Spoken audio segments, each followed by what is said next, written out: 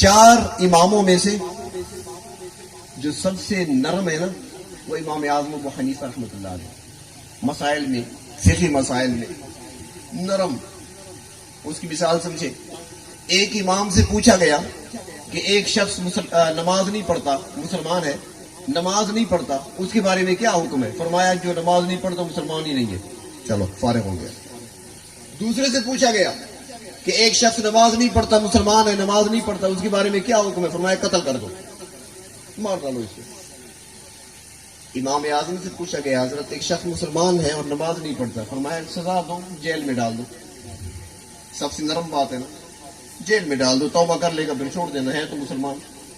اتنے نرم، بلکہ اتنے نرم کہ ایک شخص آیا امام صاحب کے پاس اور آ کر کہنے لگا کہ حضرت ایک شخص اپنے آپ کو مسلمان کہتا ہے اور وہ یہ کہتا ہے کہ میں نماز کبھی کبھی پڑھتا ہوں، نماز کبھی کبھی پڑھتا ہوں، اس کے بارے میں کیا حکم ہے؟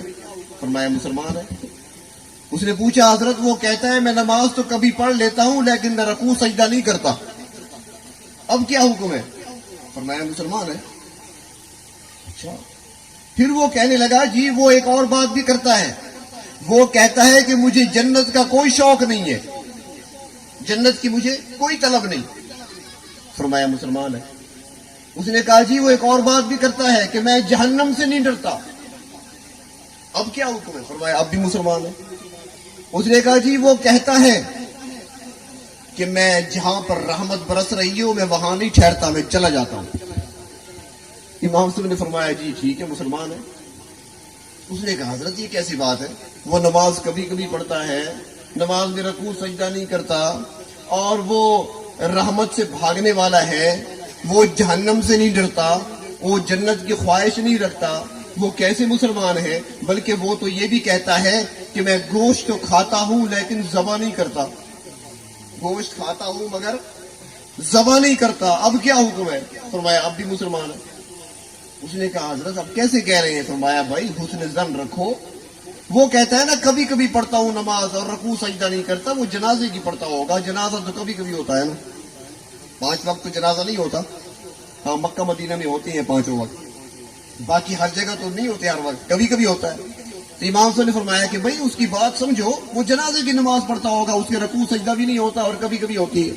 اس نے کہا جب وہ جنت کی طلب نہیں کرتا، فرمایا وہ جنت کا طلبگار نہیں ہے، وہ رب کے دیدار کا طلبگار ہے.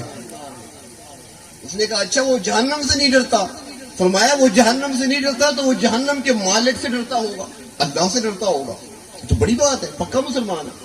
اس نے کہا حضرت وہ رحمت سے بھاگتا ہے، فرمایا یہ بتاؤ بارش کیا ہے، رحمت ہے کہ نہیں؟ ابھی اگر شروع ہو جائے تو ہم سارے بھاگ نہیں جائیں گے، تو وہ بھی بارش سے بھاگتا ہوگا. تعبیر ہو رہی ہے. اس نے کہا جی وہ گوشت کھاتا ہے بغیر ذبح کے، فرمایا ٹھیک ہے مچھلی کھاتا ہوگا. اتنے نرم مزاج امام کہ وہ آنے والا تو چاہ رہا تھا نا کہ کسی بات پر تو کفر کا فتویٰ لگ جائے گا، لیکن امام صاحب نے کہا نہیں مسلمان ہے، پکا مسلمان ہے، ہر بات کو اس کو جواب دے دیا. وہ امام. لیکن وہی امام کہتے ہیں کہ لوگوں اگر کوئی شخص نبوت کا دعویٰ کرتا ہے میرے پیغمبر کے بعد وہ تو کافر ہے ہی، کوئی شک نہیں. اگر کوئی مسلمان آ کر اس کی نبوت کی دلیل طلب کرے گا وہ بھی کافر ہو جائے گا. اس معاملے میں کوئی نرمی نہیں ہے، کیونکہ یہ ایسا مضبوط اور پختہ عقیدہ ہونا چاہیے ایک مسلمان کا کہ اس بارے میں کوئی اگر آئے بھی صحیح، نہ کسی دلیل کی ضرورت ہے نہ کسی سوال کی ضرورت ہے، جو بھی دعویٰ نبوت کا کرے گا پیغمبر اسلام کے بعد وہ پکا کافر ہوگا، جو اس کو تسلیم کرے گا وہ بھی کافر ہوگا، جو اس سے دلیل مانگے گا وہ بھی کافر ہوگا.